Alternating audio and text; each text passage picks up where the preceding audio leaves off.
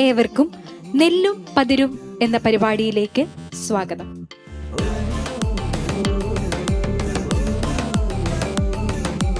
മനസ്സിൽ നിറയെ സംശയവുമായി ഒരു പറ്റം യുവ സുഹൃത്തുക്കൾ നമ്മോടൊപ്പം ഈ പരിപാടിയിലായിട്ടുണ്ട്. ഈ യുവ സുഹൃത്തുക്കളും ഇവരുടെ സംശയങ്ങളുമാണ് നമ്മുടെ ഇന്നത്തെ ഈ പരിപാടിക്ക് ഊർജവും ശക്തിയും നൽകുന്നത്. ഇവരെയും ഈ പരിപാടിയിലേക്ക് ഏറെ സ്നേഹത്തോടെ സ്വാഗതം ചെയ്യും.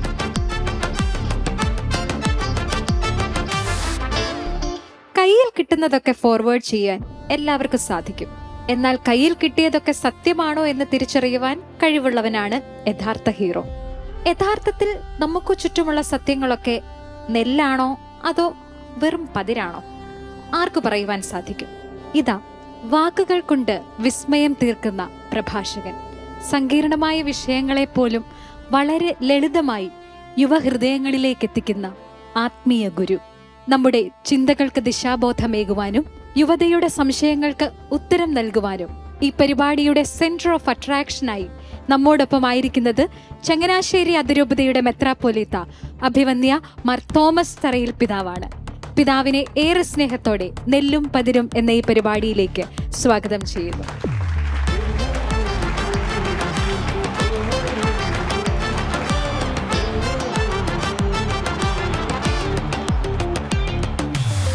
പിതാവെ, സഭയുടെ വാഗ്ദാനങ്ങളാണ് പിതാവിന്റെ മുൻപിൽ ഇപ്പോൾ ആയിരിക്കുന്നത്. എന്താണ് പിതാവിന് അവരോട് പറയുവാനുള്ളത്? നിങ്ങൾ സഭയുടെ വാഗ്ദാനങ്ങളാണെന്ന് അറിയുന്നത് തന്നെ പിതാവിന് വലിയ സന്തോഷം. സഭ എന്തെല്ലാം ചെയ്താലും യുവജനങ്ങളെ ബോധ്യപ്പെടുത്താൻ സാധിക്കുന്നില്ലെങ്കിൽ ആ പ്രവർത്തനങ്ങൾക്കൊന്നും വലിയ ഒരു ഭാവിയുണ്ടെന്ന് പറയാനായിട്ട് സാധിക്കുകയില്ല. അതുകൊണ്ടാണ് വിശ്വാസ പരിശീലനത്തിനും അങ്ങനെയുള്ള കാര്യങ്ങൾക്കും എല്ലാം വലിയ പ്രാധാന്യം സഭ കൊടുക്കുന്നത്. അപ്പം നിങ്ങളോടൊപ്പം ആയിരിക്കുന്ന ഈ സമയവും നമുക്ക് അങ്ങനെ ഒരു സമയമാണ്. അതുകൊണ്ട് തന്നെ നിങ്ങൾക്ക് വളരെ സ്വാതന്ത്ര്യത്തോടെ ചോദിക്കാം. പിതാവ് എന്ത് വിചാരിക്കുന്നു എന്ന് നിങ്ങൾ വിചാരിക്കരുത്. ചോദിച്ചു കഴിഞ്ഞാലല്ലേ ഞാൻ എന്താ വിചാരിക്കുന്നത് നിങ്ങൾക്ക് മനസ്സിലാവത്തുള്ളൂ. അപ്പം അതുകൊണ്ട് നിങ്ങൾക്ക് ചോദിക്കാവുന്നതാണ്. അതിനു മുൻപായി ഈയിടെ വൈറലായ പിതാവിന്റെ ഒരു ചെറിയ റീൽസ് ഉണ്ട്. ആ റീൽസിലേക്ക് നമുക്ക് നമ്മുടെ ശ്രദ്ധയെ കൊണ്ടുവരാം. അവനിപ്പോ ഹോളി മാസിന് അവന് പോകാൻ പറ്റുന്നില്ല. അതിപ്പോ കൊച്ചിന് 1 കിലോമീറ്റർ നടന്നു പോകണം. അതുകൊണ്ട് ഞാൻ കൊച്ചിനോട് പറഞ്ഞു, മോൻ പോകണ്ട, കൊച്ചു വേർക്കും, അതുകൊണ്ട് 1 കിലോമീറ്റർ നടന്ന് കുർബാനയ്ക്ക് പോകണ്ടെന്ന് കൊച്ചിനോട് പറഞ്ഞിരിക്കുന്നത്.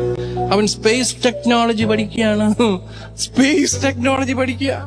നമ്മുടെ ഒരു അഹങ്കാരത്തിന്റെ ഒരു തലം ഉണ്ടായിരുന്നു. ദൈവമൊന്നും കാര്യമില്ല. പ്രിയപ്പെട്ടവരെ, ഇപ്പോഴും CBSE സ്കൂളിൽ 100% മാർക്ക് മേടിക്കുന്ന നിങ്ങളുടെ മക്കള് വേദപാഠത്തിന് 40% മാർക്ക് മേടിച്ചാൽ നിങ്ങൾ വഴക്ക് പറയൂ? ഇല്ല. ജയിച്ചോ? നന്നായി. വേദപാഠത്തിന് ജയിച്ചാ മതി. പക്ഷെ CBSE സ്കൂളിൽ 98% മാർക്ക് മേടിക്കണം. നമ്മൾ എന്ത് സന്ദേശമാണ് നമ്മുടെ അടുത്ത തലമുറയ്ക്ക് കൊടുക്കുന്നത്? ഈ റീൽസ് കണ്ടപ്പോൾ തന്നെ നമുക്ക് മനസ്സിലായി, ഇന്ന് നെല്ലും പതിരും എന്ന ഈ പ്രോഗ്രാമിൽ നമ്മൾ ഫാക്ട് ചെക്കിങ്ങിന് വിധേയമാക്കുന്ന വിഷയം വിശ്വാസം എന്നുള്ളതാണ്. പിതാവ്, എൻ്റെ പേര് ജിജോ. പിതാവിനോട് ചോദിക്കാനുള്ള സ്വാതന്ത്ര്യം ഉള്ളതുകൊണ്ട് ചോദിക്കുന്നതാണ്. ഈ CBSE സ്കൂളിൽ 98% മേടിച്ച കുട്ടിക്കല്ലേ നമ്മുടെ സഭയുടെ സ്ഥാപനങ്ങളിലാണെങ്കിൽ തന്നെ അഡ്മിഷൻ ആദ്യമേ നമ്മൾ കൊടുക്കുകയുള്ളൂ. അവിടെ സൺഡേ സ്കൂളിൽ എത്ര മാർക്ക് കിട്ടിയെന്നുള്ളൊരു ക്രൈറ്റീരിയ അല്ലല്ലോ. അപ്പം മാതാപിതാക്കളുടെ ആശങ്ക അതിനോട് കുഴപ്പമുണ്ടോ? പിന്നെ നമ്മളിപ്പോൾ വിശ്വാസം പഠിക്കുന്നത് അഡ്മിഷൻ കിട്ടാൻ വേണ്ടിയിട്ടല്ലല്ലോ. സ്കൂളിലെ അഡ്മിഷന് തീർച്ചയായിട്ടും CBSE സ്കൂളിൽ 98% 100% മാർക്ക് വാങ്ങിയ കുട്ടിക്ക് നമ്മൾ പ്രാധാന്യം കൊടുക്കണം. കാരണം അവൻ കഷ്ടപ്പെട്ട് പഠിച്ചു. അതോടൊപ്പം നമ്മുടെയൊക്കെ സ്കൂളുകളിൽ, മാനേജ്മെൻറ്റ് സ്കൂളുകളിൽ നമ്മൾ വേദപാഠത്തിൻ്റെ മാർക്കിനും ഒക്കെ പ്രാധാന്യം കൊടുക്കുന്നുണ്ട്. പക്ഷേ അഡ്മിഷന് വേണ്ടിയിട്ടല്ലല്ലോ നമ്മൾ പഠിക്കുന്നത്. അപ്പം നമ്മൾ ഇപ്പോൾ പൊതുവിദ്യാലയങ്ങളിൽ 98% മാർക്ക് മേടിക്കുന്ന കുട്ടിക്ക് വേദപാഠത്തിന് 40% മാർക്കാണെങ്കിലും മതി എന്നുള്ള മനോഭാവത്തെയാണ് ഞാൻ അതിനകത്ത് ചോദ്യം ചെയ്യുന്നത്. അപ്പോൾ അതിൻ്റെ അർത്ഥം ഇതിന് വലിയ പ്രാധാന്യം നമ്മൾ കൊടുക്കുന്നില്ല. നമുക്ക് സ്കൂളിലെ പഠനം തീർച്ചയായിട്ടും പ്രധാനപ്പെട്ടതാണ്. ദൈവം നമുക്ക് തന്ന താലന്തുകളെല്ലാം നമ്മൾ 5, 10 ആക്കണം, 2, 4 ആക്കണം. അതിനകത്ത് യാതൊരു സംശയമില്ല.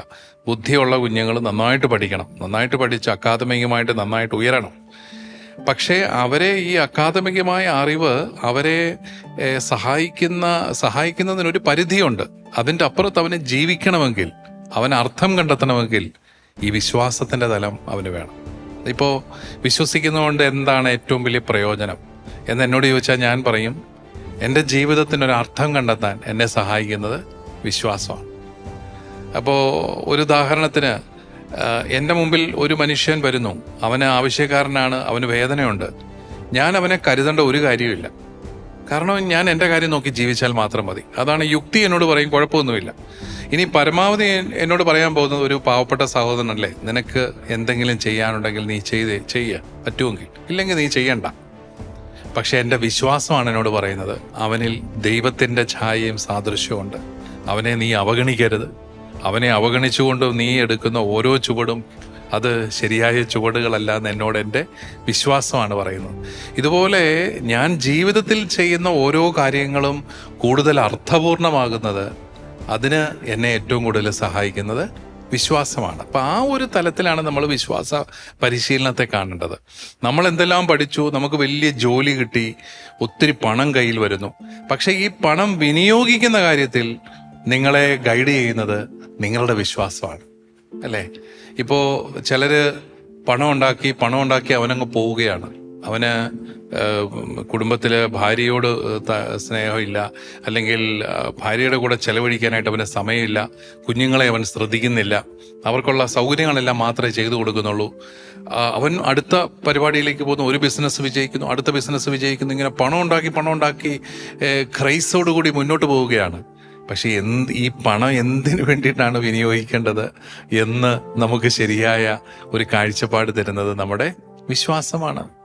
അതുപോലെ ജീവിതത്തിൽ ഒരു നഷ്ടമുണ്ടായി, ആ നഷ്ടങ്ങളിൽ പിടിച്ചു നിൽക്കാൻ എന്നെ സഹായിക്കുന്നത് എൻ്റെ വിശ്വാസമാണ്. കാരണം വിശ്വാസം ആ നഷ്ടങ്ങളുടെ അപ്പുറത്തെ ഒരു അർത്ഥം എനിക്ക് പറഞ്ഞു തരികയാണ്. അപ്പം നമുക്ക് നമ്മുടെ ജീവിതത്തിൽ ഏത് അനുഭവങ്ങൾ ഉണ്ടായാലും അതിനെ വളരെ വിശാലമായ ഒരു അർത്ഥത്തിൽ, ദൈവഹിതത്തിൻ്റെ പശ്ചാത്തലത്തിൽ നോക്കിക്കാണാനും സ്വീകരിക്കാനും എന്നെ സഹായിക്കുന്നത് എൻ്റെ വിശ്വാസമാണ്. അതുകൊണ്ട് സ്കൂൾ അഡ്മിഷനെന്നോ കോളേജ് അഡ്മിഷനെന്നോ മാത്രം വിചാരിച്ച് വിശ്വാസ പരിശീലനത്തെ കാണുന്നത് ശരിയല്ല എന്നുള്ളതാണ് എനിക്ക് പറയാനുള്ളത്. എനിക്ക് തോന്നുന്നത് നീതുവിന് എന്തോ സംശയം ഉണ്ടെന്ന് തോന്നുന്നു. വന്നപ്പോൾ തൊട്ട് ഒരു ചെറിയ സംശയത്തോടെ തന്നെയാണ് നീതു ഇരിക്കുന്നതും. തീർച്ചയായിട്ടും. ഏത് ക്ലാസ്സിലാണ് പഠിക്കുന്നത്? അയ്യോ പിതാവേ, ഞാൻ ജോലി ചെയ്യുകയാണല്ലേ? അതെ അതെ, കൊള്ളാം. കണ്ടാൽ ലുക്കില്ലെന്നേ ഉള്ളൂ. 23 വയസ്സുണ്ട്. കൊള്ളാം. നീതു ചോദിച്ചു.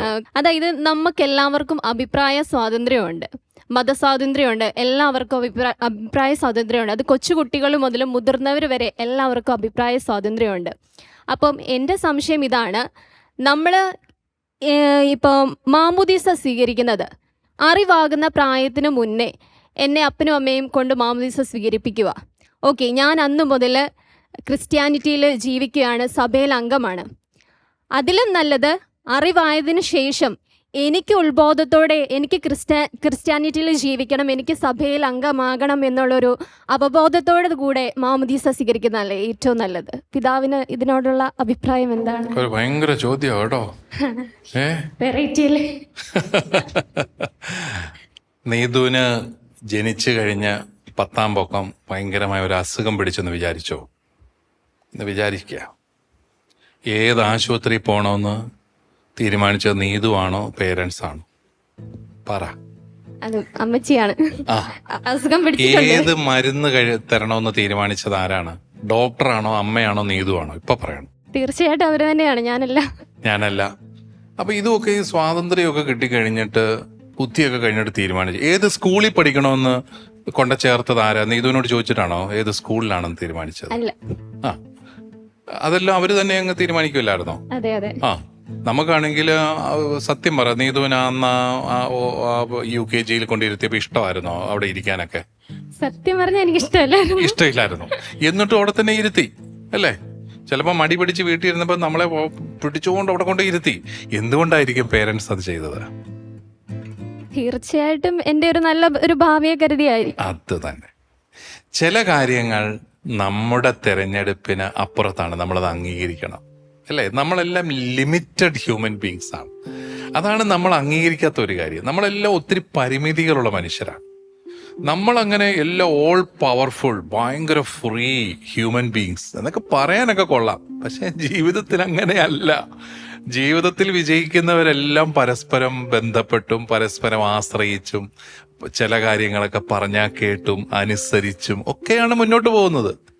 ഇപ്പം നമ്മൾ നമ്മുടെ പേരൻസിന് പല കാര്യങ്ങളും വിട്ടുകൊടുത്തിട്ടുണ്ട് അല്ലേ? എന്തെല്ലാം കാര്യങ്ങൾ. എനിക്കാണെങ്കിൽ രാത്രി 12 മണി വരെ ചങ്ങനാശ്ശേരി പട്ടണത്തിൽ കൂടെ നടക്കാൻ ഇഷ്ടമായിരുന്നു. 6 മണി കഴിഞ്ഞ് താമസിച്ചാൽ കഞ്ഞി കിട്ടുക എന്ന് പറഞ്ഞത് അമ്മയാ എന്ന് വിചാരിക്കുക. എങ്ങനെയൊന്നും പറഞ്ഞിട്ടില്ല, ഞാൻ ഉള്ളതാ. അപ്പോ ചില നിർബന്ധങ്ങൾ നമ്മുടെ മാതാപിതാക്കൾ നമ്മുടെ മേൽ വയ്ക്കുകയാണ് അല്ലേ? കാരണം നമുക്ക് നമ്മുടെ ഇഷ്ടങ്ങൾക്കനുസരിച്ച് പോകാൻ അവർ സമ്മതിക്കുന്നില്ല. എന്തുകൊണ്ടായിരിക്കും? അവരുടെ ചില ബോധ്യങ്ങളാണ്. അപ്പൊ എന്ന് പറഞ്ഞതുപോലെ എൻ്റെ കുഞ്ഞിന് ആത്മരക്ഷ കിട്ടണമെന്നുള്ള വലിയൊരു ആഗ്രഹം മാതാപിതാക്കൾക്കുണ്ടെങ്കിൽ, ഏകരക്ഷകൻ ഈശോ മിശിഹായാണെന്നുള്ള വലിയ ബോധ്യം അവർക്കുണ്ടെങ്കിൽ, നമ്മളെ വിശ്വാസത്തിലേക്ക് നയിക്കുന്നതും ദൈവകൃപ കിട്ടുന്നതും. ഇതൊരു ക്ലബിൽ അംഗത്വം എടുക്കുന്നതല്ലല്ലോ മാമോദീസ. മാമോദീസായിലൂടെ കൃപ കിട്ടുകയാണ്. ആ കൃപ കിട്ടുമ്പോഴാണ് ആത്മരക്ഷ സാധ്യമാകുന്നെന്നുള്ളൊരു ബോധ്യം മാതാപിതാക്കൾക്കുള്ളപ്പോ ആ മാമോദീസായിലൂടെ നമുക്ക് കൃപകൾ വാങ്ങിത്തരുന്നത് വലിയ കുഴപ്പമാണോ? അല്ല. കാരണം ആശുപത്രി കൊണ്ടുപോയാലേ എൻ്റെ കൊച്ചു രക്ഷപ്പെടുകയുള്ളൂ എന്നുള്ളൊരു ചിന്തയിൽ ആശുപത്രി കൊണ്ടുപോയി കൊച്ചിന് കയ്പ് ഉള്ള മരുന്നൊന്നും ഇഷ്ടമില്ല അറിഞ്ഞാലും നമ്മുടെ വാ തുറന്നു പിടിച്ച് കയ്പുള്ള മരുന്ന് ഒഴിച്ച് തന്ന് നമ്മളെ അത് കുടിപ്പിക്കുന്ന മാതാപിതാക്കൾ. കാരണം എന്നാ, ഇത് കുടിച്ചാലേ ഈ കൊച്ച് രക്ഷപ്പെടത്തുള്ളൂ എന്നുള്ളൊരു ചിന്തയാണ്. ജീവിതത്തിലെ എല്ലാ ചോയ്സും നമ്മുടേതാണെന്ന് വിചാരിക്കുന്നത് ശരിയല്ല. ചില ചോയ്സുകൾ നമ്മളെ സ്നേഹിക്കുന്നവർ നമുക്ക് വേണ്ടിയിട്ട് എടുക്കും. അത് തെറ്റുമല്ല. അത് ജീവിതത്തിലുടനീളം നിങ്ങൾക്കത് കാണാൻ പറ്റും. എന്ന് പറഞ്ഞ പോലെ തന്നെയാണ് ആത്മരക്ഷ ഏറ്റവും പ്രധാനപ്പെട്ടതാണെന്ന് കരുതുന്ന മാതാപിതാക്കൾ മക്കളെ ഏറ്റവും പെട്ടെന്ന് ജനിച്ച 7-ാം പൊക്കം തന്നെ മാമോദീസ കൊടുത്ത് അവർക്കൊരു ആശ്വാസം. എന്താ? എൻ്റെ കുഞ്ഞിന് പരിശുദ്ധാത്മാവിൻ്റെ കൃപ കിട്ടി. ഇത് ഈശോയുടെ മൗതിക ശരീരമല്ലേ ഈ സഭയെന്ന് പറയുന്നത്. അപ്പൊ സഭയുടെ ഭാഗമാക്കി കഴിയുമ്പോൾ അവർക്ക് വലിയൊരു ഉറപ്പാണ്, എൻ്റെ കുഞ്ഞിന് ആത്മരക്ഷ കിട്ടും. അതുകൊണ്ടാണ്. Thank you. എൻ്റെ പേര് എലിസബത്ത് എന്നാണ് പിതാവേ. പിതാവേ, നമ്മുടെ എല്ലാം ഇപ്പോഴത്തെ കുട്ടികൾ വളരെ ലോജിക്കലായിട്ട് ചിന്തിക്കുകയും ബിഹേവ് ചെയ്യുകയും ചെയ്യുന്ന കുട്ടികളാണ്. അപ്പോൾ അവരെ സംബന്ധിച്ച് നമ്മുടെ ഈ പറയുന്ന സ്കൂളിൽ പഠിക്കുന്നത് ബിഗ് ബാങ് തിയറി, ഡാർവിൻ്റെ പരിണാമം, ക്രിയേഷനെ കുറിച്ച് പഠിക്കുമ്പോൾ അവർ പഠിക്കുന്ന തിയറികൾ ഇതൊക്കെയാണ്. പക്ഷെ പിന്നീട് സൺഡേ സ്കൂളിലേക്ക് വരുമ്പോൾ ഈ ഒരു കോൺസെപ്റ്റേ അല്ല, നമ്മൾ വേറെ കുറച്ച് കഥകളും വേറെ കാര്യങ്ങളുമാണ് കേൾക്കുന്നത്. അപ്പോൾ ഈ സ്കൂളിൽ പഠിച്ചതും സൺഡേ സ്കൂളിൽ പഠിച്ചതുമായിട്ടുള്ള കാര്യങ്ങൾ വളർന്നു വരുമ്പോൾ ഇവർക്കൊരു കോൺട്രഡിക്ഷൻ ഉണ്ടാവാൻ സാധ്യതയുണ്ട്. അന്ന് ഞാൻ പഠിച്ചത് ഇതല്ലല്ലോ, അല്ല ഇന്ന് ഞാൻ കേട്ടത് ഇതല്ലല്ലോ എന്നൊരു കോൺട്രഡിക്ഷൻ. അപ്പോൾ അങ്ങനെ വരുമ്പോൾ ഈ സയൻസ് കൂടുതൽ അപ്ഡേറ്റഡ് ആയിട്ട് മുന്നോട്ട് പോവുകയും വിശ്വാസം ഔട്ട്ഡേറ്റഡ് ആയി പോവുകയും ചെയ്യുന്ന ഒരു രീതി വരുന്നുണ്ടോ? ഇപ്പോഴത്തെ കുട്ടികൾ വളരെ ലോജിക്കലാണെന്നൊക്കെ ഉള്ളത് എനിക്ക് സംശയമുണ്ട് കേട്ടോ. കാരണം ലോജിക്കൽ അല്ലാത്ത ഒത്തിരി തീരുമാനങ്ങൾ അവരെടുത്ത് അവരുടെ ജീവിതം വലിയ കഷ്ടങ്ങളിലേക്ക് കൊണ്ടുപോകുന്നുണ്ട് അല്ലേ? ലോജിക്കൽ അല്ലാത്ത ഒത്തിരി കാര്യങ്ങൾ അറിഞ്ഞുകൊണ്ട് തന്നെ ഈ നമ്മൾ ഈയാമ്പാറ്റകളെ തീ കണ്ടാൽ തീയാണെന്ന് അറിഞ്ഞുകൊണ്ട് അങ്ങോട്ട് ചെന്ന് പിന്നെ ഇല്ലാതാകുന്നത് പോലെ നമ്മുടെ കുഞ്ഞുങ്ങൾ നശിച്ചു പോകുന്നത് നമ്മൾ കാണുന്നുണ്ട്. നമ്മൾ അവരോട് കാര്യങ്ങളെല്ലാം പറഞ്ഞു കൊടുത്തിട്ടും മക്കളെ ഈ വഴിയെ പോകരുത്, ഇത് ശരിയാകത്തില്ല, ഇത് ലോജിക്കലല്ല എന്ന് പറഞ്ഞു കൊടുത്തിട്ടും അതിലേക്ക് തന്നെ പോകുന്നുണ്ട്. അപ്പം മനുഷ്യൻ അത്ര ലോജിക്കലൊന്നും അല്ല. ആയിരുന്നെങ്കിൽ എന്ത് ഭേദമായിരുന്നേനെ നമ്മുടെ ലോകം അല്ലേ? എല്ലാവരും കൃത്യമായിട്ട് യുക്തിപരമായിട്ടാണ് ചിന്തിക്കുന്നത്. റീസണബിളായിട്ടുള്ള തിങ്കിങ് അത്രയൊന്നും നമ്മുടെ സമൂഹത്തിലേക്ക് വരുന്നില്ല. റീസണബിളായിട്ട് ചിന്തിക്കുന്ന ഒരാൾ ഡ്രഗ്സ് എടുക്കുമോ? എനിക്ക് സംശയമാണ് കേട്ടോ. കാരണം ഇത് നശിപ്പിക്കുമെന്ന് നമുക്കറിയാം. ഇതെടുത്ത് നശിച്ചവരെ നമ്മൾ കണ്ടിട്ടുണ്ട്. എന്നിട്ടും നമ്മളത് പോയി എടുക്കുകയാണ്. ഇനി രണ്ടാമത്തെ ചോദ്യം, യുക്തിപരമായിട്ട് സയൻസ് വളരെ അപ്ഡേറ്റഡ് ആയിട്ട് പോകുന്നു. അപ്പോൾ വിശ്വാസം പുറകിലേക്ക് പോകുമോ?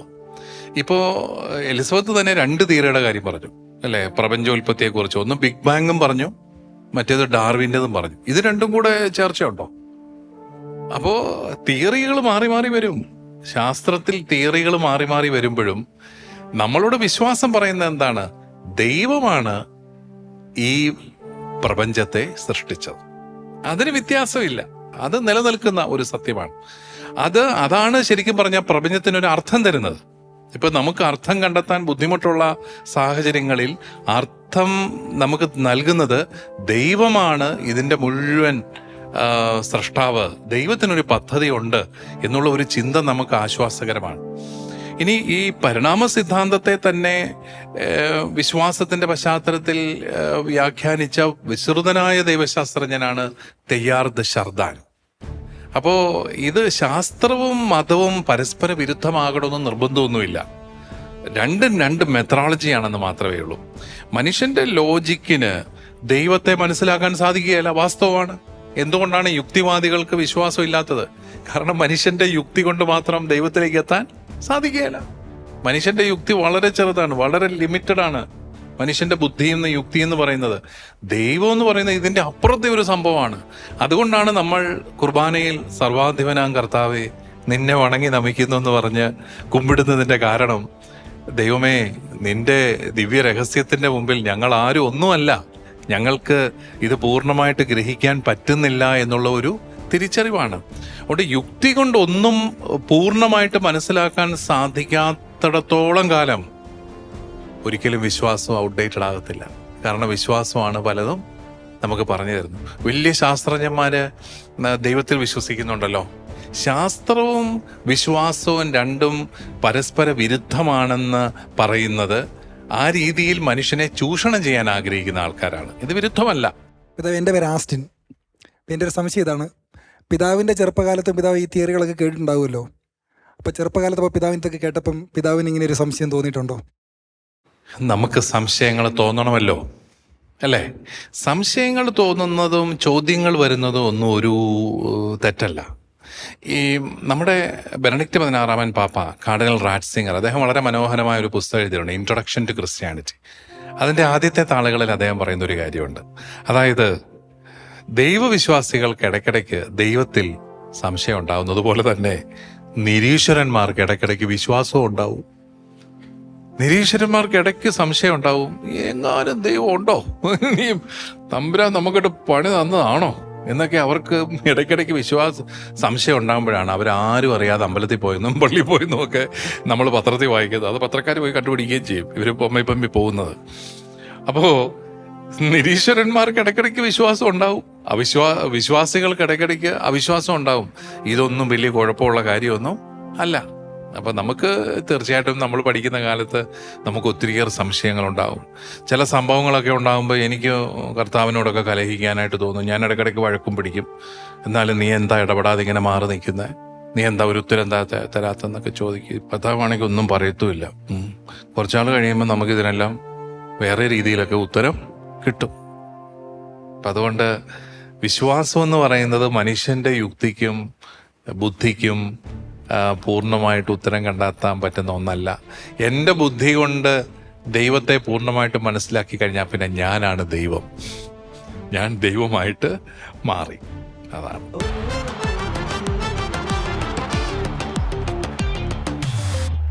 അപ്പോൾ ഇതിനെ തുടർന്ന് നമുക്ക് നമ്മുടെ ഇടയിൽ വൈറലായ യുവജനങ്ങൾ ഒന്ന് ശ്രദ്ധിച്ച പിതാവിന്റെ മറ്റൊരു റീല് നമുക്കൊന്ന് വീക്ഷിച്ചു നോക്കാം. ഞാൻ എപ്പോഴും ഓർക്കുന്നു, 3ാം ക്ലാസ്സിൽ ഞാൻ പഠിച്ചുകൊണ്ടിരുന്നപ്പോഴാണ് ഞങ്ങളെ സിസ്റ്റർമാര് ആദ്യ കുർബാന സ്വീകരണത്തിനായിട്ട് ഒരുക്കിയത്.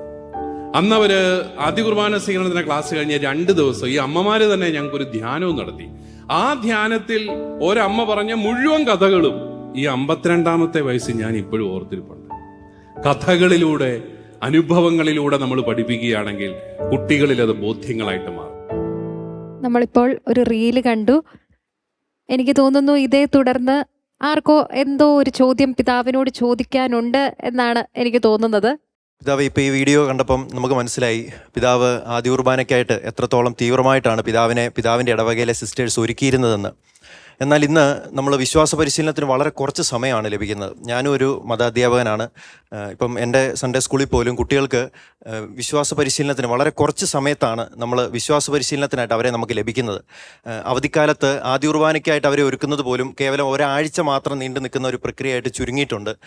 അവർ വേനൽ അവധിക്കാലമാണ്, വെയിലാവുന്നതിന് മുമ്പ് അവർ വീട്ടിലെത്തണമെന്ന് മാതാപിതാക്കൾ പലപ്പോഴും കർശനമായിട്ട് അച്ഛന്മാരെ അറിയിക്കുകയും അങ്ങനെ രാവിലെ തന്നെ അവർക്ക് വേണ്ട പരിശീലനം കൊടുത്ത് വിടുകയാണ് ചെയ്യുന്നത്. അപ്പം ആദ്യ കുർബാന സ്വീകരിക്കുന്നതിലും വിശ്വാസ പരിശീലനത്തിലും ഒക്കെ ന്യൂനതകൾ ഈ സമയക്കുറവ് മൂലം ഉണ്ടാവുന്നില്ലേ? ജോർജ് പറഞ്ഞത് വളരെ ശരിയാണ്. ഒരു വർഷത്തിൽ ഒരു 40-50 മണിക്കൂറാണ് നമുക്ക് വിശ്വാസ പരിശീലനത്തിനായിട്ട് ലഭിക്കുന്നത്. ഇത് മതിയാവുകയോ എന്നതാണ് ഇന്നത്തെ ഒരു പ്രസക്തമായ ചോദ്യം എന്ന് എനിക്ക് തോന്നുന്നു. വിശ്വാസ പരിശീലനത്തിന് ഇത്രയും സമയമൊക്കെ പണ്ടും ഉണ്ടായിരുന്നുള്ളൂ എന്നാണ് എൻ്റെ ഒരു ചിന്ത കേട്ടോ. എൻ്റെ ഓർമ്മ ശരിയാണെങ്കിൽ സൺഡേ സ്കൂളിൽ ഒരു മണിക്കൂറൊക്കെ കിട്ടത്തുള്ളൂ, അല്ലെങ്കിൽ ഒരു 1.5 മണിക്കൂറൊക്കെ കിട്ടുള്ളൂ. പക്ഷെ നിങ്ങൾ വിശ്വാസ പരിശീലനത്തിന് സമയം ക്ലാസ് മാത്രമായിട്ട് കരുതരുത്. കുർബാന ഉൾപ്പെടെ വിശ്വാസ പരിശീലനമാണ്. സപ്രായിക്ക് നമ്മൾ ഒരുമിച്ച് കൂടുന്ന കുഞ്ഞുങ്ങൾ പ്രാർത്ഥിക്കുന്നു, കുർബാനയിൽ പങ്കെടുക്കുന്നു. യഥാർത്ഥത്തിൽ ഏറ്റവും വലിയൊരു വിശ്വാസ പരിശീലനം പരിശുദ്ധ കുർബാനയാണ്.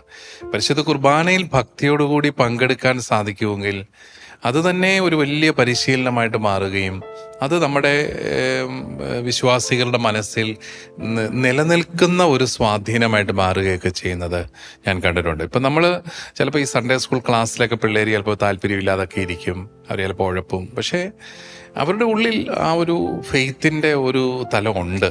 കാരണം ഈ കുർബാനയിലൂടെയും കൂദാശകളിലൂടെ എല്ലാം അവർക്ക് കിട്ടുന്നുണ്ട്. പേരൻസ് ഈ കൂദാശകളുടെ ഒരു സ്വീകരണത്തിൽ നിന്ന് കുഞ്ഞുങ്ങളെ നിരുത്സാഹപ്പെടുത്തുമ്പോഴൊക്കെയാണ് ഇവർക്ക് ഈ ഫെയ്ത്ത് ഒട്ടും കിട്ടാതെ പോകുന്നത്. ഇപ്പോൾ ഞായറാഴ്ച കൃത്യമായിട്ട് പള്ളി പോകുന്ന മാതാപിതാക്കളുടെ മക്കള് ഇടയ്ക്ക് അവനൊന്നും പള്ളി പോയില്ലെങ്കിലും ഇച്ചിരി കഴിയുമ്പോൾ വീണ്ടും പള്ളിയിലേക്ക് തിരിച്ചു വരുന്നത് നമുക്ക് കാണാനായിട്ട് പറ്റും. അതൊരു വീട്ടിൽ കിട്ടുന്ന ഒരു വീട്ടിൽ രൂപീകരിക്കപ്പെടുന്ന ഒരു സംസ്കാരവും കൂടിയാണ്. അപ്പം നമുക്ക് അങ്ങനെ കുടുംബങ്ങളിൽ ഒരു നല്ല വിശ്വാസത്തിനും പ്രാധാന്യം കൊടുക്കുന്ന ഒരു സംസ്കാരം ഉണ്ടെങ്കിൽ ഇവിടെ വിശ്വാസ പരിശീലനത്തിന് 1 മണിക്കൂർ 1.5 മണിക്കൂർ കിട്ടിയാലും മതി. നമുക്ക് ബേസിക്കലി എന്താണ് പഠിപ്പിക്കാനുള്ളത്? മകളെ, ഈശോ നിന്നെ സ്നേഹിക്കുന്നുണ്ട്, ജീവൻ തന്ന് നിന്നെ സ്നേഹിച്ചു, അവൻ ഉദ്ധാനം ചെയ്തു, സഭയിലൂടെ അവൻ ഇപ്പോഴും തുടരുന്നു, നിന്റെ രക്ഷയ്ക്ക് വേണ്ടിയിട്ട് നമ്മുടെ കർത്താവ് കാത്തിരിക്കുന്നു, കൂദാശകളിലൂടെ അവിടുന്ന് നിന്നെ തേടി വരുന്നു. ഇങ്ങനെ കുറച്ച് അടിസ്ഥാന കാര്യങ്ങളാണ് നമുക്ക് പഠിപ്പിക്കാനായിട്ടുള്ളത്. ഞാൻ ഈ വിദേശ രാജ്യങ്ങളിൽ നമ്മുടെ പ്രവാസി സമൂഹങ്ങളെ ധ്യാനിപ്പിക്കാനും ഒക്കെ പല പ്രാവശ്യം പോയിട്ടുണ്ട്. എനിക്ക് ഒത്തിരി സംതൃപ്തി നൽകുന്ന അനുഭവങ്ങളാണ്. കാരണം ചെറുപ്പക്കാർ ദമ്പതികൾ അവരുടെ കുഞ്ഞുങ്ങളെയും കൊണ്ട് അവർ കഷ്ടപ്പെട്ട് മണിക്കൂറുകളൊക്കെ യാത്ര ചെയ്ത് അവിടെ കുർബാനയ്ക്ക് വരുന്നത് കാണാനായിട്ടിടയായിട്ടുണ്ട്. അതിൻ്റെ കാരണം അവർക്ക് നമ്മുടെ മാതൃസഭയിൽ ലഭിക്കുന്ന വിശ്വാസ പരിശീലനമാണ്. അപ്പോൾ ഇത്രയെങ്കിലും വേണം എന്നുള്ളതാണ് പറഞ്ഞത്. പിന്നെ ഈ ആദ്യ കുർബാന കിളപ്പാടിൻ്റെ ഒരുക്കം ഒരാഴ്ചയിലേക്ക് ചുരുക്കുന്നത് കഷ്ടമാണ് എന്നൊരു ചിന്തയും എനിക്കുണ്ട്. അതെനിക്ക് പുതിയ അറിവാണ് കേട്ടോ, ഒരാഴ്ചയുള്ളെന്നുള്ളത്. അത് ഞങ്ങൾക്കത് 1 മാസമായിരുന്നു. 1 മാസമൊക്കെ 1 മണിക്കൂറൊക്കെ ഉള്ളൂ, 1-2 മണിക്കൂർ രാവിലെ പഠിപ്പിച്ച്. അപ്പോൾ ആ കുഞ്ഞുങ്ങൾ അത്രയും നാള് പള്ളിയോട് ചേർന്ന് വരുന്നു. കൂടുതലും കോൺവെൻറ്റിലൊക്കെ വെച്ചായിരുന്നു ഈ ആദ്യ കുർബാന കിളപ്പാടിൻ്റെ പരിശീലനം. അപ്പോൾ സിസ്റ്റേഴ്സുമായിട്ടൊക്കെ ഒന്ന് ഇടപഴകുന്നു, അവരുടെ ജീവിതമൊക്കെ അടുത്തറിയുന്നു. പിന്നെ അവരുടെ ചാപ്പലിൽ കൊണ്ടുപോയി അവർ പ്രാർത്ഥിപ്പിക്കുന്നു. ഇങ്ങനെ ഒരു നല്ല ഒരു ബന്ധം ഇടവകയോടും കോൺവെൻറ്റിനോടും വിശ്വാസ സമൂഹത്തോടും ഒക്കെ ലഭിക്കുന്ന ഒരവസരമായിരുന്നു. അത് ഒരാഴ്ചയിലേക്ക് ചുരുക്കുന്നത് അത് കുറവാണ്. ഞാൻ അച്ഛന്മാരോട് അത് പ്രത്യേകം പറഞ്ഞേക്കാം കേട്ടോ. നിങ്ങൾ പറഞ്ഞപ്പോഴേ എന്നെ അറിഞ്ഞു ഒരാഴ്ചയായിരുന്നു. Thank you. നമ്മുടെ കയ്യിൽ നിന്ന് പുതിയൊരു അറിവും കൂടിയാണ് പിതാവിന് ലഭിച്ചിരിക്കുന്നത്. ഞാൻ ഇതിനോടൊരു ചോദ്യം കൂട്ടിച്ചേർത്തോട്ടെ. പിതാവ് പറഞ്ഞല്ലോ, വളരെ ബേസിക് ആയിട്ടുള്ള ഒരു ഫെയ്ത്ത് നമുക്കൊരു കുട്ടിക്ക് കൊടുക്കുക എന്നുള്ളതാണ് ഏറ്റവും അടിസ്ഥാനപരമായിട്ടുള്ളത്. ഏതായിരിക്കും കൂടുതൽ ബ്യൂട്ടിഫുൾ ആയിട്ടുള്ള ഫെയ്ത്ത്? നമ്മൾ കണ്ണടച്ച് വിശ്വസിക്കുന്ന ബ്ലൈൻഡ് ഫെയ്ത്ത് ആണോ, അത് നമ്മൾ കൂടുതൽ പഠിച്ച് ചിന്തിച്ച് ഒരു പരിധി വരെ നമ്മൾ വർക്ക് ചെയ്ത് അതിലൂടെ നമുക്ക് കിട്ടുന്ന ഒരു ഫെയ്ത്ത് ആണോ? അങ്ങനെ ഒരു വ്യത്യാസം ഉണ്ടോ മെറിറ്റ? ബ്ലൈൻഡ് ഫെയ്ത്ത് എന്ന് പറയുന്നത് എന്നാ ഫെയ്ത്ത്? അത് ഞാൻ 2 തരത്തിൽ ഉത്തരം പറയാം. ഒന്നാമതായിട്ട് നമുക്കെല്ലാവർക്കും നമ്മുടെ വിശ്വാസം ലഭിക്കുന്നത് നമ്മുടെ മാതാപിതാക്കളിൽ നിന്നാണ്. പിതാക്കന്മാരിൽ നിന്ന് പകർന്നു കിട്ടുന്ന ഫെയ്ത്താണ് നമ്മുടേത്. നമ്മുടെ കുർബാനയിൽ അബ്രാഹത്തിൻ്റെയും ഇസഹാക്കിൻ്റെയും യാക്കോബിൻ്റെയും ദൈവമേ എന്ന് ഒരു പ്രാർത്ഥനയുണ്ട്. ഞാൻ എപ്പോഴും ഓർക്കുകയാണ്, എന്തിനാണ് ഇവരുടെ 3 പേരുടെ കാര്യം മാത്രം പറയുന്നത്? ഇവരെക്കാൾ എത്ര സ്മാർട്ടായിട്ടുള്ള പിതാക്കന്മാർ നമുക്ക് ബൈബിളിലുണ്ട്. യാക്കോബിൻ്റെയൊക്കെ ചരിത്രം അത്രയും കൊണ്ട് നമുക്ക് അത്ര ശരിയല്ല. അപ്പോൾ പക്ഷേ അതിലൂടെ പൂർവ്വപിതാക്കന്മാരുടെ ഏറ്റവും പ്രധാനപ്പെട്ട ആൾക്കാരായിട്ട് 3 പേരെ അവതരിപ്പിക്കുന്നത് പിതാക്കന്മാരുടെ ദൈവത്തെയാണ് നമ്മൾ ആരാധിക്കുന്നത്. അപ്പൊ പിതാക്കന്മാരുടെ ദൈവം എന്ന് പറയുമ്പോൾ അതിനൊരു വലിയ ഒരു സാങ്കത്യമുണ്ട്. കാരണം എൻ്റെ മാതാപിതാക്കളെ ഇത്ര നാൾ കാത്തു പരിപാലിച്ച ഒരു ദൈവത്തിലാണ് ഞാനും വിശ്വസിക്കുന്നത്. അത് ബ്ലൈൻഡ് ഫെയ്ത്ത് ആണെന്ന് പറയാൻ പറ്റുകയില്ല, അത് റീസണബിൾ ഫെയ്ത്ത് ആണ്. കാരണം അവരെ ഇത്രയും നാളും കൊണ്ടു നടന്നത് ഈ ദൈവമാണ്, ആ ദൈവത്തിലാണ് ഞാൻ വിശ്വസിക്കുന്നത്. അപ്പോൾ അവർ പറഞ്ഞു തരികയാണ്, മക്കളെ ഇതാണ് ദൈവം. അപ്പം അങ്ങനെ കിട്ടുന്ന ആ വിശ്വാസമാണ് വേദപാഠ ക്ലാസ്സിൽ കുറച്ചും കൂടെ ആഴത്തിൽ നമ്മൾ മനസ്സിലാക്കാൻ ശ്രമിക്കുന്നത്. അല്ലാതെ അവിടെ കിട്ടിയില്ലെങ്കിൽ, അതാണ് ഏറ്റവും പ്രധാനം, അവിടെ ആ വിശ്വാസം കിട്ടിയില്ലെങ്കിൽ വേദപാഠ ക്ലാസ്സിൽ വന്നു കഴിഞ്ഞാൽ എനിക്കൊന്നും പിടികിട്ടത്തില്ല. അതുകൊണ്ട് തന്നെ ഞാൻ എപ്പോഴും പറയും, നമുക്ക് ആദ്യം ഈ ഫെയ്ത്ത് കിട്ടുന്ന എവിടെ നിന്നാണ്? നമ്മുടെ മാതാപിതാക്കളിൽ നിന്നാണ്. ഫെയ്ത്തിൻ്റെ തുടക്കം ഏത് പ്രായത്തിലാണെന്ന് ചോദിച്ചാൽ ഞാൻ പറയും ആദ്യ 6 മാസങ്ങളിലാണ്. ആദ്യ 6 മാസങ്ങളിൽ. നിങ്ങൾക്കറിയാമല്ലോ, ജീവിതത്തിലെ ഏറ്റവും സിഗ്നിഫിക്കൻറ്റ് റിലേഷൻഷിപ്സ് എല്ലാം ഒരു കുഞ്ഞ് മനസ്സിലാക്കുന്നത് ആദ്യ മാസങ്ങളിലാണ്. ആദ്യം കണ്ടുപിടിക്കുന്ന ആരെയായിരിക്കും? അമ്മയാണ്. ഒരപ്പനും അത് ഉൾക്കൊള്ളാൻ പറ്റത്തില്ല, അല്ലേ? ഞാനിവിടെ അപ്പനായിട്ട് നടന്നിട്ട് കൊച്ചെപ്പോഴും മമ്മി മമ്മി എന്ന് പറഞ്ഞു നടക്കും. അത് ഞങ്ങൾക്ക് അപ്പന്മാർക്ക് അത്ര അങ്ങോട്ട് രസമില്ലാത്തൊരു കാര്യമാണ് അത്. അപ്പോൾ അമ്മയാണ് ആ കുഞ്ഞ് ആദ്യം തിരിച്ചറിയുന്നത്. കുഞ്ഞിന് അമ്മയെ മണത്തറിയാനുള്ള ഒരു കഴിവുണ്ടെന്നാണ് പറയുന്നത്. എല്ലാ മാമൽസിനും ഉണ്ട്, അത് മനുഷ്യന് കൂടുതലാണ് അത്രേ. അങ്ങനെയാണ് ഈ മണത്തറിയുക എന്നുള്ളൊരു ശൈലി തന്നെ നമുക്ക് വന്നു. കാരണം കണ്ണുകൊണ്ട് അറിയത്തില്ലേലും കണ്ടറിയത്തില്ലേലും കേട്ടറിയത്തില്ലേലും നമുക്ക് ചിലപ്പോൾ മണത്തറിയാൻ പറ്റും. ഇപ്പോൾ നിങ്ങൾക്ക് കാഴ്ചയില്ല കേൾവിയില്ലെങ്കിൽ ഈ സ്ഥലം കൊള്ളാവുന്നതാണോ അല്ലയോ നിങ്ങൾ പറയും, മണത്താണ് അറിയുന്നത്. അപ്പം മണക്കാനുള്ള കഴിവാണ് ഏറ്റവും ആദ്യം ഉണരുന്നതെന്ന് പറയാറുണ്ട്. അപ്പോൾ കുഞ്ഞിന് അമ്മയെ മണത്തറിയാൻ പറ്റും. അതൊരു പ്രത്യേക കഴിവാണ്, അത് ഇന്നേറ്റാണ്, അത് ജനിക്കുമ്പോൾ തന്നെ കിട്ടുന്നതാണ്. പിന്നെ അമ്മയാണ് കാട്ടിക്കൊടുക്കുന്നത് അപ്പനെ. അപ്പനും അമ്മയും കൂടെ മറ്റുള്ളവരെ എല്ലാം കാട്ടിക്കൊടുക്കുകയാണ്. അങ്ങനെ പതുക്കെ പതുക്കെ കുഞ്ഞിൻ്റെ ലോകം ഇങ്ങനെ വളർന്നു വരികയാണ്. അങ്ങനെ നീന്തി നടക്കുന്ന പ്രായത്തിൽ കൊച്ചൊരു കാര്യം കൂടെ മനസ്സിലാകും. ഈ കൊലകൊമ്പൻ അപ്പനും വായാടി അമ്മയും കൂടെ വൈകുന്നേരം ആകുമ്പോൾ ഒരു മീശക്കാരൻ ചേട്ടൻ്റെ പടത്തിൻ്റെ മുമ്പിൽ വന്നിരുന്ന് മെഴുകുതിരിയും കത്തിച്ചു പിടിച്ച് വലിയ ആദരവോടെ ഇരിക്കുന്നു. അപ്പോൾ കൊച്ചിന് മനസ്സിലായി, ഈ ഇത്രയും നാൾ ഓർത്തത് ഈ അപ്പനായിരിക്കും ഇവിടുത്തെ ഗജവീരൻ എന്നാണ് ഓർത്തത്. പക്ഷെ അപ്പനെ പോലും ഇങ്ങനെ അടക്കിയിരുത്തണമെങ്കിൽ ഈ ഭിത്തിയിലിരിക്കുന്ന ചേട്ടൻ വലിയ പുള്ളിയാണ്. ഇതാണ് ആദ്യത്തെ ഫെയ്ത്ത്. അപ്പോൾ അത് കുടുംബ പ്രാർത്ഥനയാണ്. അപ്പോൾ കൊച്ചു ബഹളം ഉണ്ടാകും, പറയും മോനെ മിണ്ടായിരിക്കാനൊക്കെ പറയുന്നു, കൈകൂപ്പി പിടിപ്പിക്കുന്നു. അത് വലിയൊരു സംഭവമാണ്, അത് തുടക്കമാണത്. അങ്ങനെ കണ്ടു വളരുന്ന കുഞ്ഞ് 1-ാം ക്ലാസ്സിൽ ചെല്ലുമ്പോൾ ദൈവം സർവശക്തനാണെന്ന് പറഞ്ഞാൽ കൊച്ച് തലകുലുക്കി സമ്മതിക്കും.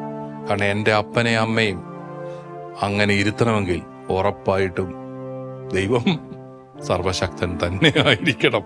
അല്ലാതെ സാധാരണ പാർട്ടികളുടെ മുമ്പിലൊന്നും ഒതുങ്ങുന്നവരല്ല അവര്. അപ്പോൾ സർവശക്തനായിരിക്കണം.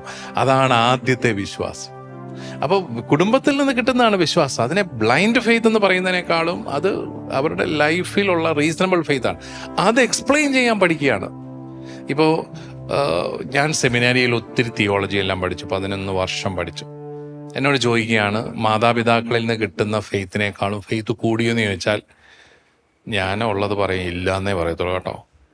അവരിൽ നിന്ന് കിട്ടിയ ഫെയ്ത്തൊക്കെ എനിക്ക് ഇപ്പോഴും ഉള്ളൂ. പിന്നെ എന്തിനാണ് വെറുതെ പോയി സമയം കളഞ്ഞത് ഈ 11 വർഷം? അത് കളയായിരുന്നില്ല. ഇതൊക്കെ ഒന്ന് പറഞ്ഞു കൊടുക്കാൻ പഠിച്ചു. അതൊന്ന്. ഇനി 2 മെറിറ്റാ ചോദിച്ചു, ഈ ബ്ലൈൻഡ് ഫെയ്ത്തിൻ്റെ കാര്യം ചോദിച്ചു. അതെനിക്ക് ഇഷ്ടപ്പെട്ട വിഷയമാണ് ഞാൻ പറയുന്നതാണ്. നമുക്ക് വേറെ ഒത്തിരി കാര്യങ്ങൾ നമ്മൾ വിശ്വസിക്കുന്നില്ലേ? നിങ്ങളുടെ ബ്ലഡ് ഗ്രൂപ്പ് എന്താണ്? അത് നിങ്ങളോട് പറഞ്ഞു തന്ന ആരാണ്? ഡോക്ടറോ നേഴ്സോ പറഞ്ഞ ലാബിലെ ടെക്നീഷ്യനാണ് പറഞ്ഞത്. നിങ്ങളത് വിശ്വസിക്കുന്നുണ്ടോ? ഉണ്ട്.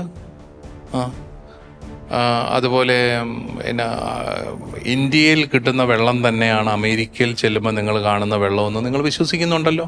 നിങ്ങൾ കുടിക്കുന്നില്ലേ? അല്ലേ? ശരിയല്ല? അതൊരു വിശ്വാസമല്ലേ? അത് നിങ്ങൾ ടെസ്റ്റ് ചെയ്ത് നോക്കിയോ, ഇതിവിടെ വെള്ളമാണോ? അമേരിക്കയിൽ ചെന്നപ്പോഴത്തേക്ക് ഇത് വെള്ളം തന്നെയാണോ, ഇത് വേറെ വെള്ളമാണോ എന്ന് ഒന്നുമില്ല. നമ്മൾ വലിയ ലോജിക്കലാണെന്ന് പറയുന്ന പല പാർട്ടികളെയും മുന്നോട്ട് നയിക്കുന്നത് വിശ്വാസമാണ്. ഇനി നിങ്ങൾ കല്യാണം കഴിച്ചെന്ന് വിചാരിക്കുക, നിങ്ങൾ പ്രണയിച്ച് കല്യാണം കഴിച്ചു എന്ന് വിചാരിക്കുക. നിങ്ങൾ ആദ്യത്തെ ദിവസം ഈ കല്യാണം കഴിക്കുന്ന ആളുടെ കൂടെ കിടന്നുറങ്ങാൻ പോവാ. എന്നാ ഉറപ്പ് അല്ലേ? എല്ലാം ഒരു വിശ്വാസമല്ലേ? സത്യം പറ, എല്ലാം ഒരു വിശ്വാസമാണ് അല്ലേ? ഒരു സ്നേഹത്തിന്റെ ബലഹീനതയാണ് വിശ്വാസം എന്ന് പറയും. സ്നേഹം ഉള്ളപ്പോൾ നമ്മൾ അവരെ അങ്ങ് വിശ്വസിക്കുകയാണ്. അല്ലാതെ ഇവരുടെ സ്വഭാവ സർട്ടിഫിക്കറ്റ് മേടിച്ചിട്ടാണോ നിങ്ങൾ കല്യാണം? അങ്ങനൊന്നും അല്ല. വലിയ കുറ്റവാളികളെ പോലും കല്യാണം കഴിക്കുന്ന ആൾക്കാരില്ലേ? ജയിലിൽ നിന്ന് പരോളിനിറങ്ങി കല്യാണം നടന്നു എന്നൊക്കെ പത്രത്തിൽ വായിക്കാം. എന്ത് വിശ്വസിച്ചിട്ടാണ് ഈ കല്യാണം കഴിക്കുന്നത്? അതൊരു വിശ്വാസമാണ്. സ്നേഹിച്ച് കഴിയുമ്പോൾ ഒരു വിശ്വാസം ലഭിക്കും. സത്യത്തിൽ ജീവിതത്തെ മുന്നോട്ട് കൊണ്ടുപോകുന്നത് സ്നേഹമാണെന്ന് ഞാൻ പറയും, അല്ലേ? മാതാപിതാക്കളോടുള്ള സ്നേഹം അവരുടെ ദൈവത്തോടുള്ള സ്നേഹമായിട്ട് മാറുന്നു. പിന്നെ നമ്മുടെ ജീവിതത്തിൽ നമ്മൾ തിരിച്ചറിയുന്നു, ദൈവം നമ്മളെ വഴി നടത്തുന്നു, നമുക്ക് അർത്ഥപൂർണമായിട്ട് ജീവിക്കാൻ സഹായിക്കുന്നു. എനിക്കൊരു ദുഃഖം വന്നു, ഇല്ലായ്മ വന്നു, അപ്പോഴൊക്കെ പ്രത്യാശിക്കാൻ എന്നെ സഹായിക്കുന്നത് എൻ്റെ ദൈവമാണ്. ആ ഒരു വലിയ സ്നേഹമാണ് നമ്മളെ വിശ്വാസത്തിലേക്ക് നയിക്കുന്നത്. Thank you. ചോദ്യം ചെറുതായിരുന്നെങ്കിലും നർമ്മത്തിലൂടെ നല്ലൊരു ഉൾക്കാഴ്ചയാണ് നമുക്ക് പിതാവ് ഇന്ന് തന്നിരിക്കുന്നത്. നിങ്ങളൊക്കെ നേരത്തെ കല്യാണമൊക്കെ കഴിക്കുകയും വിശ്വസിക്കുകയും ചെയ്യണം കേട്ടോ, കൂടെയുള്ളവരെ. ഇവിടെ എനിക്ക് തോന്നുന്നത് കല്യാണം കഴിച്ചവരും കല്യാണം കഴിക്കാൻ പോകുന്നവരും കല്യാണം ഉറപ്പിച്ചവരും ഒക്കെ ഇവിടെ ഉണ്ട് ഈ കൂട്ടായ്മ. നല്ല കാര്യം കേട്ടോ. ഒന്നും കഴിച്ചില്ലെങ്കിലും കല്യാണമെങ്കിലും കഴിക്കണം. ഓക്കെ, നമുക്കിനി അധികം സമയം മുന്നോട്ടില്ല. നമ്മുടെ ചർച്ച ഇവിടെ നന്നായിട്ട് മുന്നോട്ട് പോയിക്കൊണ്ടിരിക്കുകയാണ്. ഈ ഒരു അവസരത്തിൽ നല്ല ഒരു ചോദ്യം ആർക്കാണ് പിതാവിനോട് ചോദിക്കുവാനുള്ളത്? അത് കേട്ടാലല്ലേ നല്ലതാണോ അല്ലയോ എന്ന് പറയാൻ പറ്റത്തുള്ളൂ, അല്ലേ? എന്നാലും ചോദിച്ചോ. പിതാവ്, എൻ്റെ പേര് ജെയ്സൺ. ഞാൻ ചോദിക്കാൻ പോകുന്നത്, നമ്മളിപ്പം വിശ്വാസത്തെക്കുറിച്ചൊക്കെ ചർച്ച ചെയ്തു. അത് കണക്ക് തന്നെ നമ്മുടെ സംശയങ്ങൾ, വിശ്വസിക്കുന്ന ആൾക്ക് സംശയങ്ങളൊക്കെ ഉണ്ടാകുമെന്ന് ചർച്ച ചെയ്തു. അപ്പോൾ ഞാൻ ചോദിക്കുന്നത്, നമ്മൾ 12 വർഷം സൺഡേ സ്കൂളിൽ പഠിക്കുന്നുണ്ട്. പക്ഷെ നമ്മുടെ ഈ സംശയങ്ങളെ ശരിയായി ദൂരീകരിച്ച് തരാനായിട്ട് സൺഡേ സ്കൂളിന് സാധിക്കുന്നുണ്ടോ? ഒന്നാമത്തെ കാര്യം, നമ്മുടെ കരിക്കുലം, സൺഡേ സ്കൂളിൻ്റെ പാഠ്യപദ്ധതി, അത് നമ്മുടെ ആ വിശ്വാസത്തെ ഊട്ടിയുറപ്പിക്കുന്ന രീതിയിലാണോ എന്നൊരു സംശയമുണ്ട്. അതാണ് തന്നെ സൺഡേ സ്കൂൾ ടീച്ചേഴ്സ് അത് ശരിയായ രീതിയിൽ നമുക്ക് എക്സ്പ്ലെയിൻ ചെയ്ത് തരുന്നുണ്ടോ എന്നുള്ളൊരു സംശയമുണ്ട്. അതുപോലെ തന്നെ ഈ 12 വർഷം പഠിച്ച ഒരു കുട്ടി പുറത്തു പോയി പഠിച്ചു കഴിയുമ്പം, പുറത്തേക്ക് പോകുമ്പം കുർബാന ഓപ്ഷൻ ആക്കുന്നുണ്ട്. അങ്ങനെയൊക്കെ ഉള്ളൊരു സാഹചര്യത്തിലൂടെയാണ് നമ്മൾ കടന്നു പോകുന്നത്. എന്തുകൊണ്ടാണ് സഭയ്ക്ക് ഈ 12 വർഷം പഠിച്ചിട്ട് ഒരു കുട്ടീനെ ഒരു തീക്ഷ്ണമതിയാക്കി എടുക്കാൻ സാധിക്കാത്തത്? ഒരു നല്ല ചോദ്യമാണ്. നമ്മൾ എന്തേരം കാര്യങ്ങൾ പഠിക്കുന്നു, പക്ഷേ എല്ലാവരും ഒന്നും നമ്മൾ ആഗ്രഹിക്കുന്നത് പോലെ തീക്ഷ്ണതയോടുകൂടി വരുന്നില്ല. അതേസമയം ചിലരൊക്കെ വരുന്നുമുണ്ട്, തീക്ഷ്ണമതികളാവുന്നുണ്ട്. നമുക്കൊരു കുറവുള്ളത് എനിക്ക് തോന്നിയിട്ടുണ്ട്, ഈ അടിസ്ഥാന കാര്യങ്ങൾ ആവർത്തിച്ച് പഠിപ്പിക്കുന്നതിൽ നമുക്കൊരു ചെറിയ കുറവുണ്ട്. ഇപ്പോൾ ഉദാഹരണത്തിന് സഭയും ഈശോയും തമ്മിലുള്ള ബന്ധം നമുക്കിപ്പോഴും കൃത്യമല്ല. സഭയെ വെറുതെ ഒരു സംഘടനയായിട്ട് കാണാനാണ് നമുക്കിപ്പോഴും താല്പര്യം. തലപ്പത്ത് മെത്രാന്മാർ, അത് കഴിഞ്ഞ് വൈദികർ, അത് കഴിഞ്ഞ് കന്യാസ്ത്രീകൾ, അത് കഴിഞ്ഞ് ഞങ്ങൾ അൽമായക്കാർ, അങ്ങനെ കാണാനാണ് നമുക്ക് താല്പര്യം. പക്ഷേ സഭയെന്ന് പറയുന്നത് മിശിഹായുടെ തുടർച്ചയാണെന്നും, continuation of Jesus in history. എനിക്കിന്നും ഈശോയെ തൊട്ടറിയാൻ പറ്റും. ഈശോ തുടരുകയാണ് സഭയിലൂടെ. ഇന്ന് എനിക്ക് ഈശോയെ തൊട്ടറിയാൻ പറ്റുന്നത് സഭയിലാണെന്നും ഒക്കെയുള്ള ആ ഒരു അടിസ്ഥാന വിശ്വാസം പകർന്നു കൊടുക്കാൻ നമുക്ക് അത്ര സാധിച്ചിട്ടില്ല. നമ്മൾ വിശ്വാസ പ്രമാണത്തിൽ ചൊല്ലുന്നുണ്ട്, സഭയിലും ഞാൻ വിശ്വസിക്കുന്നു, അല്ലേ? അത് ചെറുപ്പത്തിൽ ഞാൻ ചിന്തിച്ചിട്ടുണ്ട്, ഇതെന്താണ് ഈ സഭയിൽ വിശ്വസിക്കുക? പിന്നീടാണ് മനസ്സിലായത്, സഭ ഈശോയുടെ ശരീരമാണ്, അതിലാണ് നമ്മൾ വിശ്വസിക്കേണ്ടത്. ആ ഒരു സഭയിലേക്ക് എത്തിക്കുന്ന കാര്യത്തിൽ നമുക്ക് ചെറിയൊരു വീഴ്ച വന്നിട്ടുണ്ട്. അതിന് പരിഹരിക്കാനുള്ള പരിശ്രമങ്ങളുണ്ട്. പിന്നെ മോനെ, ഈ text books are always text books. Text books എപ്പോഴും ഇച്ചിരി വിരസമാണ്, ഇച്ചിരി സീരിയസ് ആണ്. പക്ഷേ ഈ ടെക്സ്റ്റ് ബുക്കുകളെ ആകർഷകമാക്കുന്നത് എപ്പോഴും ആരാണ്? അധ്യാപകരാണ്, അവരുടെ കഴിവുകളാണ്, അല്ലേ? ഇപ്പോൾ ഒരേ കാര്യം തന്നെ നമ്മൾ 10 പേര് പഠിച്ചാലും നമ്മൾ 10 പേര് പറഞ്ഞു കൊടുത്തു കഴിഞ്ഞാൽ, നിങ്ങൾ 2-3 പേര് പറഞ്ഞു കഴിഞ്ഞാൽ ആൾക്കാർ ഇരുന്ന് ഉറങ്ങും. വേറെ ചിലർ ഭയങ്കരമായിട്ട് ചിരിക്കും, പക്ഷെ അവർക്കൊന്നും മനസ്സിലായെന്ന് വരികയില്ല. വേറെ ചിലർ ധ്യാനിക്കും എന്താണ്. അപ്പോൾ ഇത് പലതരത്തിൽ നമുക്ക് പറഞ്ഞു കൊടുക്കാം. അപ്പം നമ്മുടെ ഒരു വലിയ കുറവ്, നമ്മുടെ സഭയിൽ ഒത്തിരി പ്രതിഭാധനരുണ്ടെങ്കിലും വിശ്വാസ പരിശീലന രംഗത്തേക്ക് അധികം പേര് കടന്നു വരുന്നില്ല. ഇപ്പം നമ്മുടെ ധ്യാന കേന്ദ്രങ്ങളിലായാലും, ഇപ്പം നമ്മുടെ ധ്യാന ഗുരുക്കന്മാരൊക്കെ ഓൺലൈൻ മീഡിയകളിലൊക്കെ ആണെങ്കിലും അവർ കൂടുതൽ ശ്രദ്ധിക്കുന്നത് കാര്യം നേടിയെടുക്കാനുള്ള ശുശ്രൂഷകൾ, അല്ലെങ്കിൽ എങ്ങനെ നിയോഗം സാധിച്ചെടുക്കാം, അങ്ങനെ ഒരു പ്രോസ്പെരിറ്റി ഗോസ്പലിലേക്കാണ് അവർ കൂടുതൽ ശ്രദ്ധ കേന്ദ്രീകരിക്കുന്നത്. അല്ലാതെ എങ്ങനെ നമുക്കൊരു നല്ല വിശ്വാസ ജീവിതം നയിക്കാം, അല്ലെങ്കിൽ ഈ പാപ ജീവിതത്തെ പറ്റിയുള്ളൊരു പാപബോധം ഉണ്ടാക്കിയെടുക്കുക, അങ്ങനെയൊക്കെ ശ്രദ്ധിച്ചിട്ടുള്ള ഒരു ശുശ്രൂഷകൾ ഇപ്പോൾ കുറഞ്ഞു വരുന്നില്ലേ? അപ്പം സഭ അതൊന്ന് നിയന്ത്രിക്കേണ്ട ഒരു സമയമായിട്ടില്ലേ? ഞാനും ഒരു പാപം ഗുരുവാണ് കേട്ടോ. പിന്നെ ഈ പറഞ്ഞ കാര്യസാധ്യം നമുക്ക് കുറവാണ്. പണ്ടാരാണ്ട് പറഞ്ഞു, പിതാവിൻ്റെ പ്രസംഗം കേട്ടാൽ ഞങ്ങൾക്കൊരു വയറുവേദന പോലും മാറുകയല്ലെന്നാണ് പറഞ്ഞത്. അപ്പോൾ അങ്ങനെയുള്ള ഗുരുക്കന്മാരും ഉണ്ട്. ആസിനെ ഈ പറഞ്ഞ ഈ പ്രോസ്പെറിറ്റി ഗോസ്പൽ നമ്മുടെ എല്ലാവരുടെയും ഒരു ടെംപ്റ്റേഷനാണ്. നീ ഇത് കർത്താവായ യേശുവിൽ വിശ്വസിക്കുക, നിന്റെ കടബാധ്യതയെല്ലാം മാറിക്കിട്ടും, നിന്റെ രോഗങ്ങളെല്ലാം മാറും. കർത്താവ് രോഗങ്ങൾ കൊടുത്തു. എന്തിനു വേണ്ടിയിട്ടായിരുന്നു? അടയാളങ്ങളായിരുന്നു. ദൈവത്വത്തിൻ്റെ അടയാളങ്ങളായിട്ട് ഇപ്പോഴും അത്ഭുതങ്ങൾ നടക്കുന്നുണ്ട്. വളരെ ജെന്യുവനായിട്ടുള്ള അത്ഭുതങ്ങൾ നടക്കുന്നുണ്ട്. പക്ഷെ നമ്മുടെ എല്ലാവരുടെയും ജീവിതത്തിൽ അത്ഭുതങ്ങൾ നടക്കുന്നുണ്ട്. അത് കാണാൻ നമുക്ക് സാധിക്കുന്നില്ല എന്നുള്ളത് മാത്രമേ ഉള്ളൂ. നമ്മൾ ഈ രോഗം മാറിയതും കടബാധ്യത മാറിയതും അങ്ങനെയുള്ള കാര്യങ്ങൾ മാത്രമേ നമ്മൾ അത്ഭുതങ്ങളായിട്ട് പരിഗണിക്കുന്നുള്ളൂ. നമുക്ക് സന്തോഷമായിട്ട് ജീവിക്കാൻ പറ്റുന്നു, സംതൃപ്തിയോടുകൂടി ജീവിക്കാൻ പറ്റുന്നു, ഇതൊന്നും അത്ഭുതമായിട്ട് നമ്മൾ കരുതുന്നില്ല. പക്ഷെ ഇതെല്ലാം അത്ഭുതങ്ങളാണ്. ദൈവം പ്രവർത്തിക്കുന്ന ദൈവത്തിൻ്റെ ദാനങ്ങളാണ് ഇതെല്ലാം. അങ്ങനെ നോക്കും, നമ്മുടെ എല്ലാവരുടെയും ജീവിതത്തിൽ ദാനങ്ങളുണ്ട്. പക്ഷേ നമ്മൾ നമ്മുടെ ധ്യാന ശുശ്രൂഷകളിലൂടെയും പ്രഘോഷണങ്ങളിലൂടെയും പരിശ്രമിക്കേണ്ടത് ഏകരക്ഷകനായ മിശിഹായിൽ വിശ്വസിക്കാനും അവൻ്റെ വഴി അതേതാണ്, കുരിശിൻ്റെ വഴിയാണ്, കുരിശിൻ്റെ മാർഗമാണ്. ആരെങ്കിലും എന്നെ അനുഗമിക്കാൻ ആഗ്രഹിക്കുന്നെങ്കിൽ അവൻ തൻ്റെ കുരിശും എടുത്തുകൊണ്ട് എന്നെ അനുഗമിക്കട്ടെ.